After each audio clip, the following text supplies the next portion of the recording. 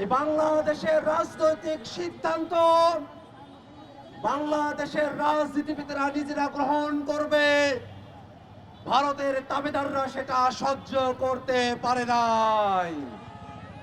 ভারত নিজেদের মতো করে এই বাংলাদেশে তারা পাপেট শাসক তারা বসিয়েছে, পাপেট রাজনৈতিক দল তারা তৈরি করেছে। সেই রাজনৈতিক দলগুলোকে তারা ফুলিয়ে ফাঁপিয়ে বাংলাদেশে 16 বছর ধরে তারা ফেসিবাদ কায়েম করে রেখেছিল।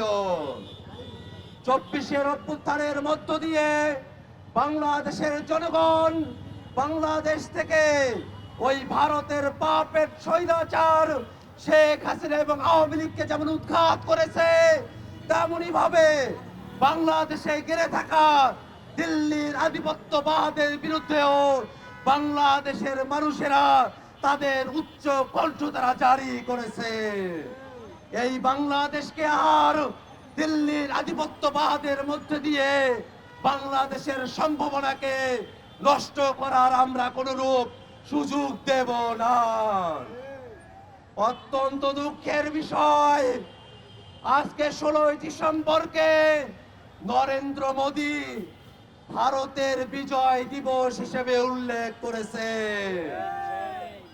বাংলাদেশের স্বাধীনতা, বাংলাদেশের বিজয় দিবসকে, বাংলাদেশের জনযুদ্ধকে, বাংলাদেশের মানুষের সংগ্রামকে ভারতের বিজয় হিসেবে দেখানোর মধ্য দিয়ে নরেন্দ্র মোদী দৃশ্যত ইতিহাস বিকৃতি করেছে। বাংলাদেশের জন্মের সাথে লেগে থাকা ইতিহাসকে বিকৃতির দায়ে অবিলম্বে নরেন্দ্র মোদীকে তার বক্তব্য প্রত্যাহার করতে হবে এবং অন্তর্বর্তীকালীন সরকারের কাছে আমরা আহ্বান জানাই, এটা কোনো ছেলে খেলা নয়। বাংলাদেশের বিজয়কে ভারতের বিজয় দেখিয়ে ইতিহাস বিকৃতি করার ছেলে খেলাকে রাষ্ট্রীয়ভাবে প্রশ্রয় দেওয়ার কোনো সুযোগ নেই।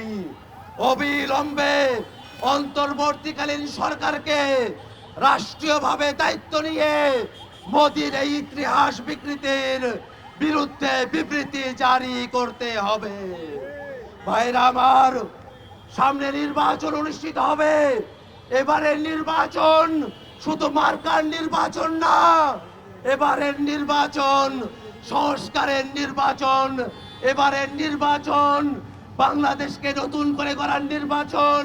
অতএব বাংলাদেশের জনগণকে এবং জাতীয় নাগরিক পার্টির সকল প্রার্থীকে আমরা আহ্বান জানাই, জাতীয় নাগরিক পার্টির কথা শুধু নয়, সংস্কারের পক্ষে হ্যাঁ ভোট যাতে জনগণ প্রদান করে তার জন্যই আমরা আমাদের ক্যাম্পেইন চালিয়ে যাব।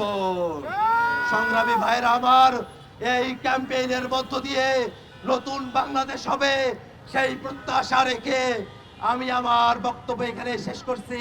ইনকিলাব জিন্দাবাদ।